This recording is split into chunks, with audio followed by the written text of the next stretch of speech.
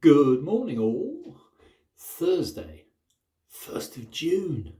So I'm going to do a special shave as it's the 1st of June. This is a celebratory shave. The celebration is a little bit of a Pyrrhic victory. I had no luck with my last Boker Damascus. It was proving to be an absolute pig. I had tried to refresh it. I put it on a JNet. Now, this is what was confusing me. This is my gold limited edition Boker Damascus, and this one shaved quite well, although I had actually put it on the stones just lightly to touch it up. Why was this one shaving so much better? And why couldn't I, with the same process, get a better edge on the second Damascus Boker? Anyway, I decided to sell it to our very good friend, John Petter Oman, over in Norway. Now, it's a very special postal process. They use very small rowing boats, and they put little wood trolls in the rowing boats, and they row from England to Norway. It took over 3 weeks to get there, and this was special post, fully insured, all the rest of it signed for, blah, blah, blah. Anyway, John very kindly let me know that it had arrived, but more to the point, he diagnosed what the fault was. And guess what? It seems Boker can, and he's had several, Boker can actually bugger the edges in the factory when they put the original factory edge on. I think they probably overheat it on their buff wheel. Anyway, John very carefully cut back the edge to fresh steel. He's a very, very clever man. He put it onto some very complicated convexed stone, and then a light touch after that on a JNet. So the photos he sent me were of the other, not this one, the one I sold, of the Damascus blade with a nice sandblasted look to the edge, and it looked absolutely first rate. And he says it shaves well, and I hate him. He won't sell it back to me. The crime is, this one, although it is a beautiful, very rare razor, there was only 20 ever made by Boker, and this is number 14. But the one that John now has had the best marked scales I've ever seen. Beautiful, swirly, ironwood scales. These, it's got the special gold marking on the scales, but the ironwood is very plain, whereas John's is beautiful. However, let's try my my Boker, and I'm going to test it, as always, against my gold standard for testing blades.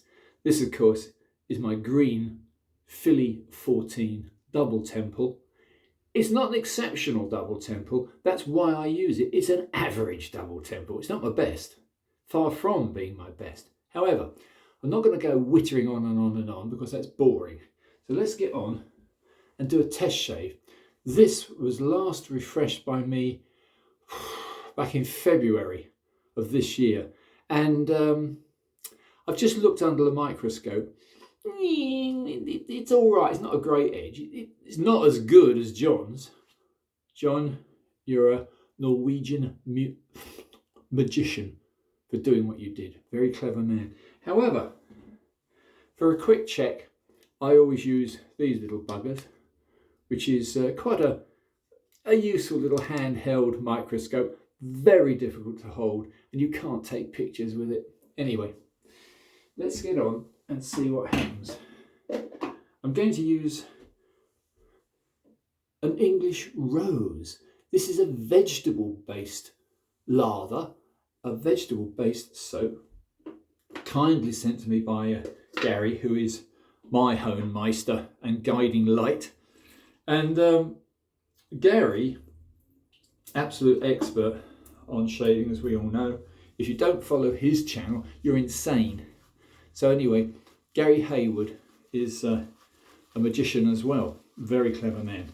So this is a little unusual, as this particular recipe, being vegetable, is different. The others tend to be, you know, like Mitchell's wool fat and all the others. They're either tallow based, but I'm no expert on soaps or aromas or scents. I leave that to others. There are people doing wonderful shave channels, including Gary, by the way, who really understand soaps far more than I. All I would say is this is going to be adequate, if not spectacular. Just putting a bit of extra water on it, try and get up a reasonable lather. Then I'll shut up and get on with the shave. I may have to, I suspect I will, refresh my Damascus Boker. I have got a J-Net.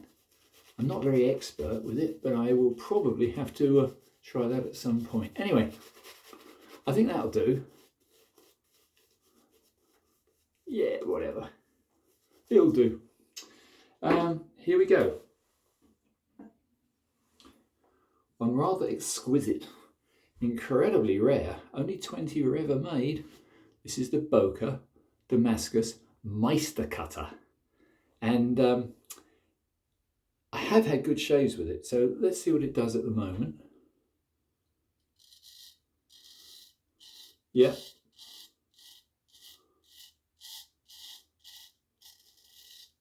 Not bad.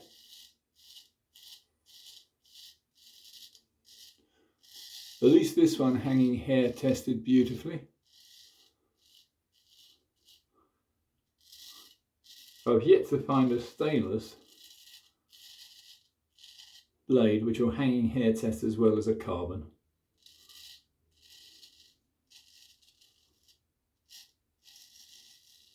Yeah, that's all right. That's pretty good actually. But I'm sure it could be improved. Anyway, let's try the other side with my inevitably good, very nice Philly 14. You just don't beat a Philly. That's why I use it as my gold standard test.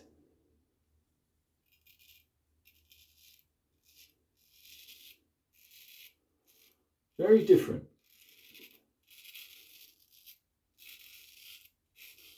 As I've discovered with Trevor Wilson's beautiful beast of a razor, it's difficult to say which is superior as they have a very different feel. One of my little tests is to go over the same area again as I'm going to do with the Boker and see how it compares. Let's see now.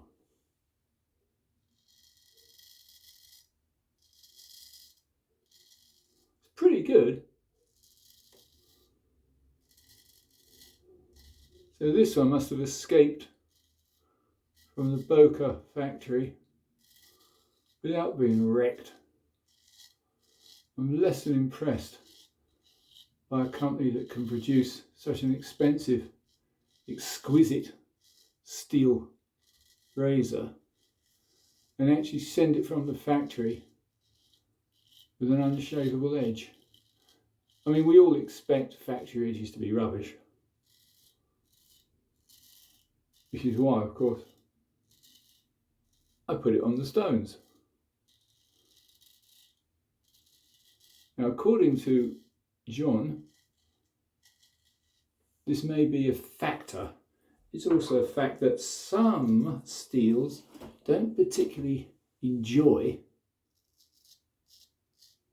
high grip synthetics. It could be that these stainless steel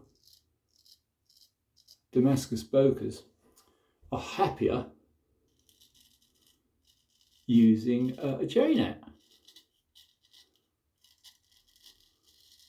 But I'm not an alchemist. I suspect John is.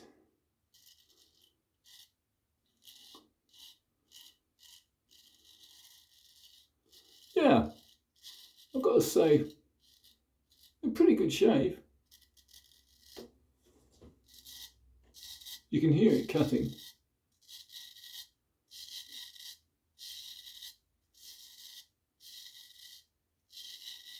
got a feeling I could probably, with the knowledge I've gained from John, I could probably put a better edge on it. But certainly it compares fairly favourably, though a different feel, to my beautiful filly. I only use this particular filly 14 as it is a very nice average. It's got a good edge, not a great edge, but a very good edge. That's the big advantage with the Philharmonicas. You can sharpen them successfully for a shave on a house brick. I wouldn't suggest it, but a filly you can put on any finish, whether it's JNat, whether it's synthetic, whether it's all the thousands of variations of natural stone. You can't go wrong because they are some weird magic in a Philharmonica that allows even a complete muffin to put a really, really good edge on. Whereas once you get to specialist steels, very modern steels, particularly stainless steels, then yeah, it's a different proposition. But at the moment, let's just concentrate. This is the second pass. Oh, there's no two ways about it. You don't beat Philharmonica. Sorry guys if you love your other steels, as I'm sure we all do. We all have our different opinions. I would say Scandinavian steels, Swedish steels in particular, as used by the Japanese, and most of their steel is in fact Swedish steel.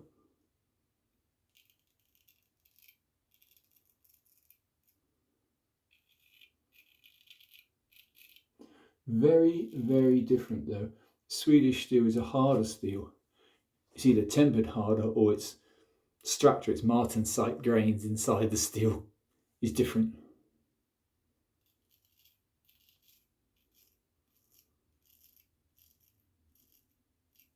Yeah, no two ways about it. If you can't shave with a Philly 14, then there might be something other than a filly for you. I've tried small razors, I've tried big razors. I pretty much shave with anything. But as a choice, I've got to say that the any of the Spanish steel is absolutely magnificent. I don't know how they did it. I mean, they go back to the 1890s where the steel actually is German. And it's not Spanish, it's German. Also, the grinding is often German, especially on all the early Spanish blades. But the treatment after that, there we have the magic. Who knows? Yeah, this is the second pass against the grain with the Boker. And it's good. I've got to say it is good. As good as a filly? No. Not quite. Rather a different feel. Slightly more draggy. That's down to me with my rather inferior honing methods. But pretty good. Not complaining. I would say this could be made a better edge by using John Petter Oman's method, but I'm not as clever as him. So for now, I think this will do.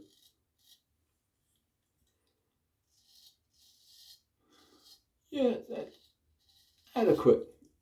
I'd put it as adequate. I wouldn't put it as magic. John also says the Damascus prefers a low angle.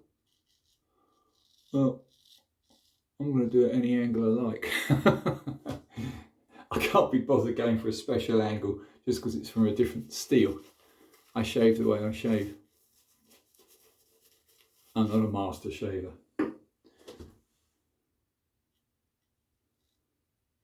I would say this holds its end up quite well. Can't really see what I'm doing. The light here is shocking.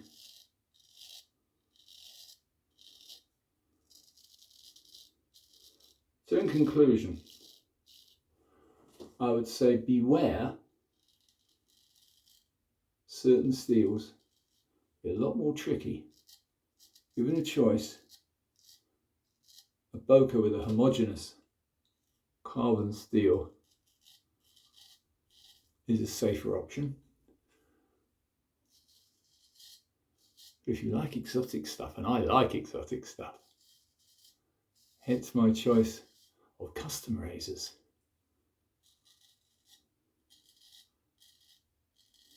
Our good friend Trevor, hello Trevor, is actually at the Atlanta, I think it's Atlanta, knife show. He's taken 30 or so of his wondrous designed razors, and they do hold really, really well. If you want to see how well, have a look at Gary's videos where he's just recently been testing them, and all I can say is wonderful. Modern designs, as much as I love, as we all love traditional razors, but at the same time, modern stuff can be very exciting. Whereas using Grandad's razor is all right, I suppose, but I love to encourage new designs, new materials, as we all do, apart from electric cars, because they're gay. Anyway, here we are. There is our lovely test bed Philly 14. Brilliant shave, always is. And here is a giant Damascus 8.8 limited edition Meister cutter, utterly buggered by Boker, who managed to bugger the edge on my last one. On this one, not as much. Do they come from a factory ready to shave? No, of course they don't. You have to put your own edge on them, which unfortunately I didn't have the knowledge which John had. Anyway, we're up to 17 minutes 42 seconds. So I'm going to call it a day. Thank you for watching. I would say it is possible to get a fantastic edge on a Damascus blade, but you've got to be very skilled. Well done, John. See you guys soon. I hope you enjoyed this nonsense. If so, give it a like, do subscribe. See you all very, very soon. Bye for now.